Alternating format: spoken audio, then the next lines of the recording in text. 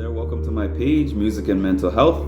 If it's your first time here, welcome. If you've been here before, welcome back. I'm so glad that you liked my content and chose to view another video. I have another great topic to present to all of you today, and that topic is disclosure of mental illness.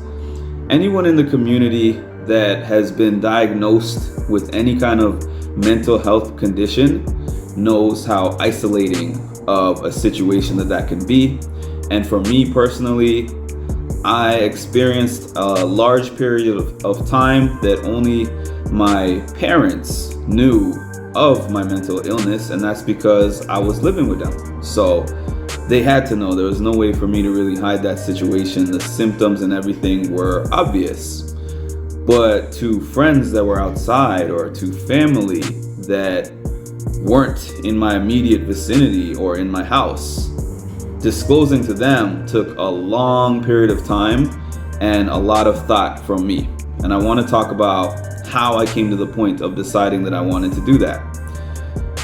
I felt like I was living a double life at one point in time. I felt like on one hand, there's the mental health community, the groups that I'm in, the support groups, the therapists that I talk to, anything connected with mental health services and people that I met through those things. There was that sector. And then there was another side, which was just my everyday friends and family that didn't know anything about my condition or anything about what I was going through. And because of being told by family and even people in positions of professional therapy that they were telling me, don't tell anybody, just live your life. You know, people can't really tell that something is going on unless you tell them. And I lived that for a while, and it made me feel very conflicted inside, because regardless of whether I spoke about it or disclosed about it or not, I felt what I felt all the time. If I had my anxiety symptoms, it didn't discriminate to where I only felt it in this place, but then if I was hanging out with my friends, I didn't feel it. It was just a matter of if I could actually be comfortable to tell somebody, yes, this is what I'm experiencing right now, or just sitting in those feelings which were actually causing me more anxiety. So I said, I want to be one whole person that can tell people about this comfortably and not feel like I have to hide and act differently or normal, as they say. And I came to that conclusion after a long time. And a therapist actually helped me with my first disclosure.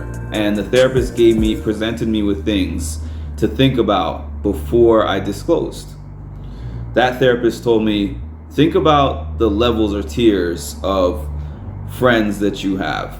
Is this person a very close lifelong friend? Is this person like a more medium friend? Or is this person a casual topics like weather and sports type of friend? The therapist told me to think about that, and then think about if I'm willing to potentially lose that friend or have them look at me differently after I tell them that I have a mental illness, because it's very stigmatized. Probably a little less so now than it was then 8 years ago, but it's still stigmatized. So I've had that situation go both ways at that time. I had one friend that I told that I have anxiety and depression, and that friend was like, I'm so sorry to hear that. You know, I think you're really brave for the things that you go through. Let me help you in any way that I can. And our friendship actually really strengthened from what it was at that point, because that person was really there for me at the lowest points of my life. I had other friends that I told, and they told me in the beginning, I'm here for you, or I think that you're strong and brave. I appreciate you sharing with me. But either they ended up distancing themselves or saying hurtful things to me relating to mental illness in inopportune times, like taking what I've said about my mental illness and asking me like, are you stable today? Have you taken your meds? In a negative kind of way, in situations where we weren't agreeing or getting along. So it can go either way. there's not one answer to the question, but I think that disclosure in and of itself is important, because you can't really cope with what's going on without having at least a person or two or a few people in your corner that can understand you, where you can say, hey, I'm having a tough day today, where you're not disappearing and you're not giving people the reason why, and they're like, is this person just doesn't like me anymore? This is a bad friend. It's good to have people who you can talk to, vent, even if they don't experience it themselves. They can at least show you some compassion and some patience when you need it. So I think that disclosure is important.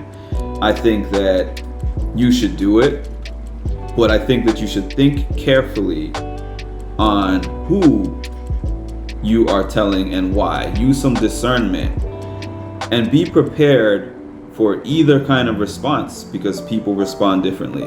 Be prepared for somebody to be understanding. Be prepared for somebody to be actively involved in trying to help you and support you, and be prepared for somebody either distancing themselves out of fear or just not knowing how to handle it and mistreating you because of it. Any one of those things can happen. But the bottom line is, think about it and do what feels best for you. But I am in full support of disclosure. Music and mental health.